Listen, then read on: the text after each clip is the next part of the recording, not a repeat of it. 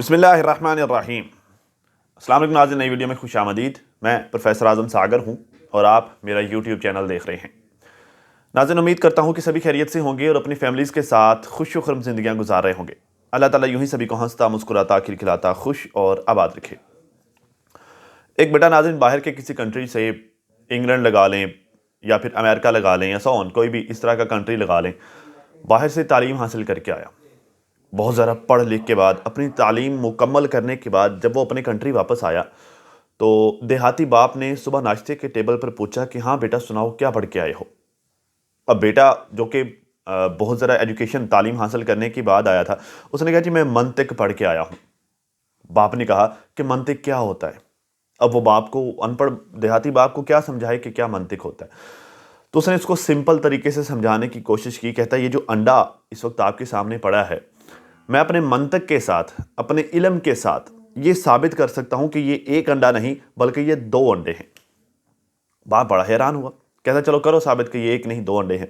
उसके बाद उसने दलीलों के, दलाइल के अंबार लगा दिए और एट द एंड उसने साबित कर दिया कि ये अंडा एक नहीं है बल्कि ये दो अंडे हैं। जब वो अपने सारे दलाइल मुकम्मल कर चुका तो बाप ने वो अंडा उठाया और खा लिया।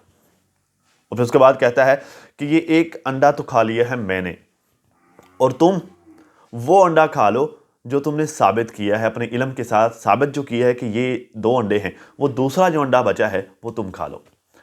दलाइल वो मंतिक तो बढ़ गया। ठीक है, वो बाप ने एक ही झटके में वो सब कुछ वाड़ दिया। ठीक, बात ये है कि बड़ी बाजी से रिलेटेड कुछ स्क्रीनशॉट्स सामने आए हैं, कुछ चीज़ें निकल कर सामने आई हैं। मैं इस पर बात नहीं कर पाया, ये 2 दिन से ये मैटर चल रहा था, मैं इस पर डिस्कस नहीं कर पाया। तो मतलब जब ये स्क्रीनशॉट्स मैंने देखे तो समझ में आया कि मंतिक, दलीलें किस तरह से बढ़ती हैं, किस तरह से इल्म बढ़ता है हकीकत के सामने, सच्चाई के सामने।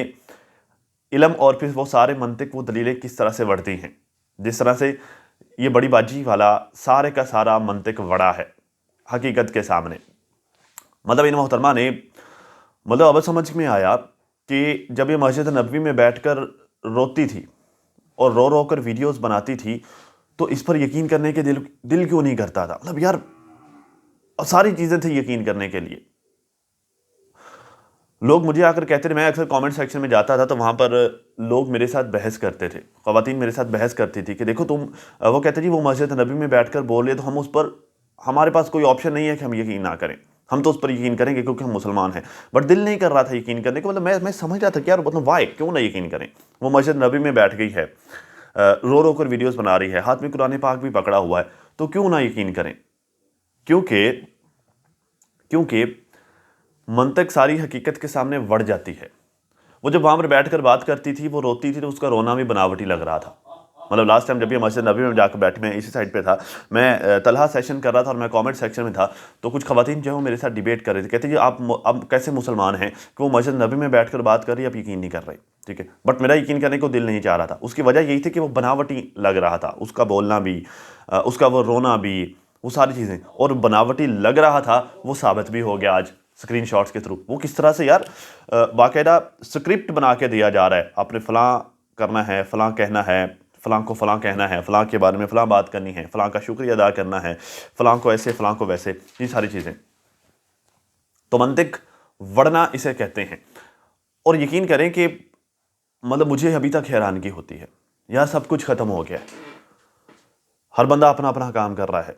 ये जो मैटर बड़ी बाजी लेकर आई थी, बुरी तरह से पिटा है, बुरी तरह से वड़ा है।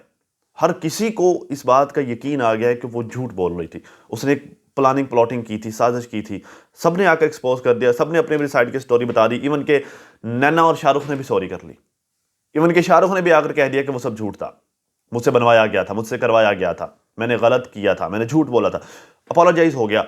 सबको इस बात का पता चल गया, लेकिन स्टिल बैक स्टेज वो सारा कुछ चल रहा है। स्टिल ग्रुप्स बनाकर उसमें जो वो ये मामला डिस्कस किए जा रहे हैं, प्लानिंग प्लॉटिंग की जा रही है, सेशंस करवाए जा रहे हैं, स्टिकर्स फेंके जा रहे हैं, वो सारे मामला किए जा रहे हैं। इवन कि जो मुझे पता चला 90 लाख रुपए का फंड भी माशाल्लाह बड़ी बाजी ने मौसूल किया है। 90 लाख रुपए, 90 लाख रुपए मिले तो ज़हरा वो क्यों नहीं करेगी ना। मतलब अब मुझे समझ आ गया। मैं अक्सर बैठकर ये सोचा करता था कि यार क्यों, मतलब जस्ट व्यूज़ के लिए इस हद तक कोई कैसे गिर सकता है? जस्ट व्यूज़ के लिए, मतलब जस्ट अगर व्यूज़ ही लेने हैं, मतलब एक चीज़ जो मुझे हमेशा से तंग करती थी कि यार वाई, मतलब व्यूज़ लेने के 570 तरीके हो सकते हैं यूट्यूब पर, फेसबुक पर व्यूज़ लेने के बड़े तरीके हो सकते हैं। ये वाला तरीका क्यों अडॉप्ट किया? अपने शोहर को भी जो है वो रगड़ा लगाया, उसका भी नाम साथ में यूज़ किया, अपनी बहन को भी रगड़ा लगाया, बच्चे रुल गए, सबको, मतलब पूरे के पूरे ख़ानदान को कि जो है वो बखिए उधेड़ कर रख दिए। जस्ट व्यूज़ की खातिर कोई इस तरह इतना कैसे गिर सकता है? मेरी नज़र में मतलब इंतहाई गिरी हुई हरकत थी ये, और इंतहाई गिरी हुई औरत बन गई जब मेरी आंखें खुली, जब मैंने देखा, मेरी नज़र में ये सब आना स्टार्ट हुआ। लेकिन आज जब मैंने देखा कि 90 लाख रुपए का खेल था, एक्चुअली फंडिंग के मामलात थे, एक्चुअली पैसे की वजह से ये सारा कुछ हुआ, जस्ट व्यूज़ नहीं थे, बल्कि व्यूज़ प्लस पैसे का भी मैटर था, तो मेरी नज़र में और गिर गई। तो मुझे एक्चुअली में वजह समझ आई कि इन सारे मामलात के पीछे, ये जो सारा कुछ बड़ी बाजी ने किया है, इन सारी चीज़ों के पीछे एक्चुअल में कौन से कार फरमा थे उसके, कौन से लाइक ख्यालात, कौन से थॉट्स और कौन से साजिशें कार फरमा थी। ये 90 लाख, ये फंडिंग, ये तो एक है, मतलब ये तो वो एक बंदी का कहा जा रहा है ना कि जिसने फंडिंग की है, एक बंदी का सामने आए। इससे हटके और पता नहीं कितने लोग होंगे फंडिंग देने के लिए। यार लोग सेशन में आके लंबे लंबे स्टिकर्स मार जाते थे, उस वक्त लोग इतना ज़्यादा इमोशनल थे, बड़े बड़े स्टिकर्स बोलने वालों के लिए, जस्ट जो उसके लिए बोल रहे थे उसके लिए लंबे लंबे स्टिकर्स लोग मार जाते थे। किन लोगों को? आम यूट्यूबर्स को, या फिर आम रिएक्शनिस्ट को, आम पैनल्स वालों को, उन लोगों को। खुद उसको कितने लोगों ने फंड दिए होंगे? ये तो एक थी ना, और पता नहीं कितने होंगे जिन्होंने फंड्स दिए। तो बात 90 लाख की नहीं है, बात 90 लाख से भी कई गुना ऊपर की है। अब समझ में आता है कि इसने क्यों किया। मतलब आज जब ये 90 लाख वाली बात आई तो मेरे सामने, मतलब अगर कुछ था भी जो बाकी बचा भी था, जो मैं ये सोच रहा था कि यार वाई, मतलब ये तो मुझे यकीन आ गया कि वो झूठ बोल रही है, लेकिन उसने ये झूठ बोला क्यों, ये किया क्यों? जस्ट व्यूज़, मतलब मैं एक यूट्यूबर हूँ यार, यूट्यूबर इस बात को समझेगा कि जस्ट व्यूज़ मैटर नहीं कर रहे होते, ठीक है? तो अब मुझे प्रॉपर समझ आ गया कि हाँ, व्यूज़ प्लस फंडिंग का मैटर था, क्योंकि funding funding funding funding funding बातें तो होती रही, सबूत नहीं सामने आया। ये 90 लाख वाला सबूत भी सामने आ गया। तो ये था मैटर, ये थी मोहतरमा, ये वजह थी ये सारे कारनामे करने की। शेम ऑन यू, डूब कर मर जाओ। 90 लाख रुपए को क्या, मतलब इस 90 लाख या फिर इससे हटके और भी जितने मिले, क्या चाटना है इनको? क्या ये 90 लाख आपको क़यामत के दिन बचा पाएंगे? जितने भी लोग पैसों के लिए गलत काम करते हैं, क्या ये बचा पाएंगे? अल्लाह ताला की ज़ात कहती है कि अगर ये लोग क़यामत के दिन मुझे ये कहें कि वो ज़मीन का पलड़ा, ज़मीन को पलड़े की, लाइक तकड़ी का पलड़ा होता है ना, कंडे का पलड़ा, उसके एक साइड पर ज़मीन को रख दें और दूसरी साइड पर उतनी ही मिकदार में सोना रख दें, सोना चांदी और हीरे जवाहरात रख दें, उतनी ही मिकदार में, जितना वज़न ज़मीन का है उतना ही वज़न दूसरे पलड़े में कर दें सोने चांदी का, तो भी मैं इनको नहीं बख्शूंगा। मतलब इतनी ज़्यादा मिकदार में ये अपने गुनाहों का कफ़ारा भी अदा कर देना, तो भी नहीं बख्शूंगा। तो 90 लाख की औकात ही कोई नहीं है। 90 लाख, करोड़, 2 करोड़, 3 करोड़, इनकी तो कोई वैल्यू ही नहीं है। मतलब आता क्या यार आज के दौर में? 90 लाख से कुछ नहीं आता, तो क्या औकात रहेगी? ये हालात हैं। इंस्ट्रक्शंस पर वीडियो बनाई जा रही हैं। खैर, डीडी का वीलॉग देखा। डीडी साहब अपने वीलॉग में सेकंड वाइफ को कह रहे हैं कि यार आज ना, मतलब ये कहीं जा रहे थे घूमने फिरने के लिए, उसमें फरमाते हैं कि यार मेरा ख्याल है कि जैकेट ले लेते हैं, शाम को शायद ठंड हो जाए, बाकी आपकी मर्ज़ी। शाम को शायद ठंड हो जाए, जैकेट ले लेते हैं, बाकी आपकी मर्ज़ी, मतलब बाकी जैसा आप कहें हम वैसा कर लेंगे। मतलब मुझे ये लगता है कि थोड़ी देर बाद ठंड हो जाएगी, ठीक है, तो मुझे, मेरे जिस्म को ठंड लगेगी, मुझे उस ठंड से बचने के लिए अपने जिस्म को प्रोटेक्ट करना चाहिए। लेकिन मैं मेरे साथ वाले को, मेरे लाइफ पार्टनर को कहूँ कि यार अगर आप कहो तो मैं इस ठंड से बच जाता हूँ, अगर आप ना कहो तो मैं इस ठंड से नहीं बचता। भाई उससे पूछ कर आनी है ठंड, क्या आपको जो सर्दी लगनी है या जो वो सारी बातें, क्या वो आपसे उससे पूछ कर आनी है? भाई इतनी रन मुरीदी, भाई इतना थल्ले लगना, वो पहली, मतलब ये क्यों था? मैं बैठ कर सोच रहा था कि ये क्यों था। ये वहाँ जाता है 15-15 दिन का, इसने कहा था कि 15-15 दिन ये लगाएगा, ठीक है। ये वहाँ जाता है वहाँ पर जाकर जो है वो बातचीत भी नहीं है, मतलब ये बात भी नहीं करता। वहाँ जाता है तो ये जो है वो सारा दिखावा करता है। ये वहाँ पर जाकर भी ये इधर के ख्यालों में खोया रहता है, क्लिप्स शॉट कर करके इधर भेज रहा होता है, ठीक है। सारा दिन जो है वो बाहर घूमता रहेगा इधर उधर, वहाँ से वापस आता है तो खर्चे के लिए बच्चों को जस्ट 3,000 रुपया दे के आता है। इस तरह की वहाँ पर जाकर ये हरकतें करता है। यहाँ पर आता है और यहाँ पर आकर ये वाली हरकतें करता है कि जैकेट भी सजना से पूछ कर लेता है। ये क्यों करता है? मैंने आज इसकी वीडियो देखी। उस वीडियो में ये कह रहा था कि मतलब मैं आप थोड़ा सा आपको बता दूं इसकी वर्डिंग, फिर मैं इसी बात पर दोबारा से आता हूं। कहता है मैंने रिएक्शन देखा है, मैं इस चीज़ का कोई भी जवाब नहीं दूंगा। उसने जो भी बोलना है बोलती रहे, मैं कुछ नहीं बोलूंगा, यहीं पर रुक जाए। बात यह है कि कुछ बोलना नहीं है, ठीक है। ये कुछ बोलता नहीं है, ये करके दिखाता है।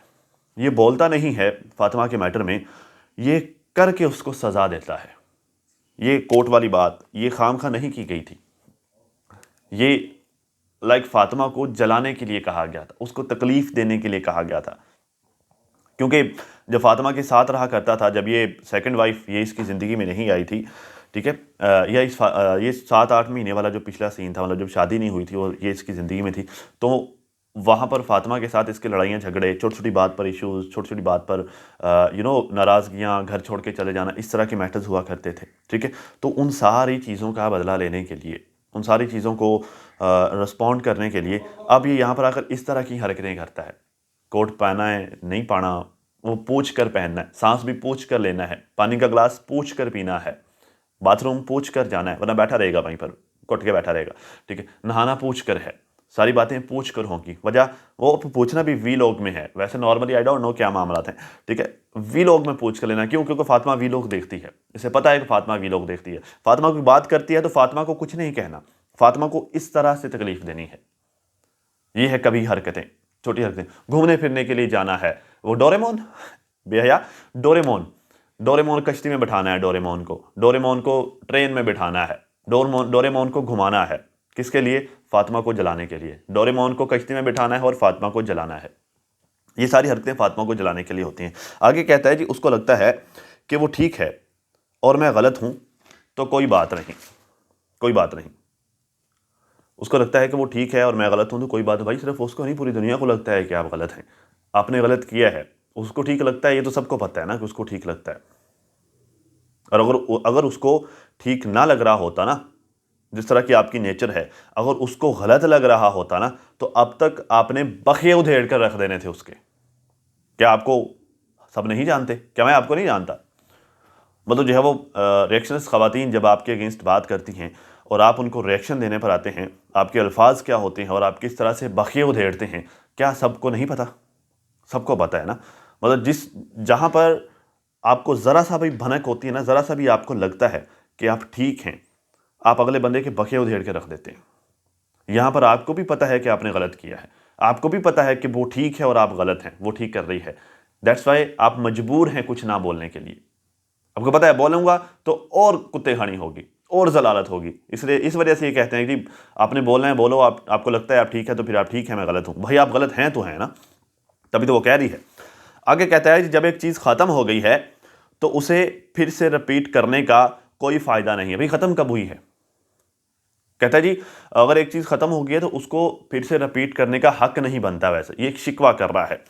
तो मेरे ख्याल से फातिमा ने जब कल वीडियो बनाई तो उसने कहा जी पिछले 1 महीने से ये लोग मेरे लिए बातें कर रहे हैं, ठीक है। पिछले 1 महीने से मतलब इसकी सालियाँ लाइव सेशंस करती हैं, ठीक है, और सेशन में वो बड़ी अजीबोगरीब किस्म की बातें करती हैं, वो टोंट मारती हैं, ठीक है, फातिमा पर बातें करती हैं। मतलब आपको वो नज़र नहीं आता कि जो आपकी सालियाँ कर रही हैं, उनको ये वाली शटअप कॉल नहीं दी जाती कि हक नहीं बनता आप लोगों का।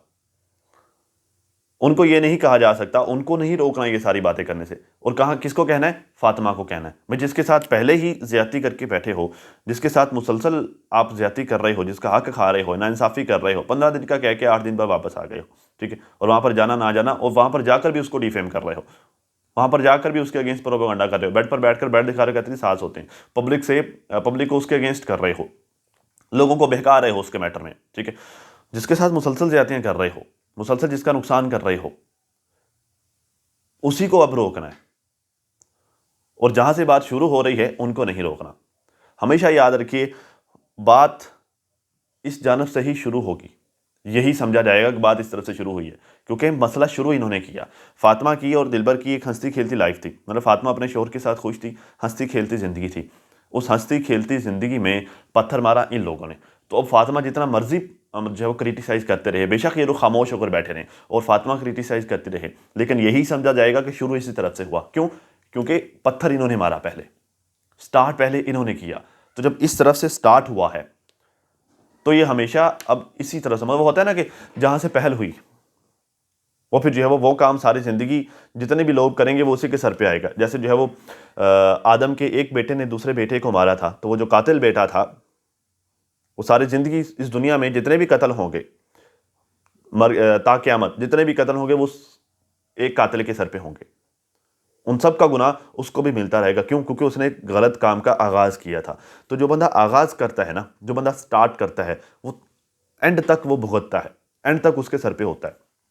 तो बात यह है कि इन्होंने स्टार्ट किया था, इन्होंने एक हंसी खेलती ज़िंदगी को बर्बाद करने की कोशिश की है, उसमें पत्थर मारा है।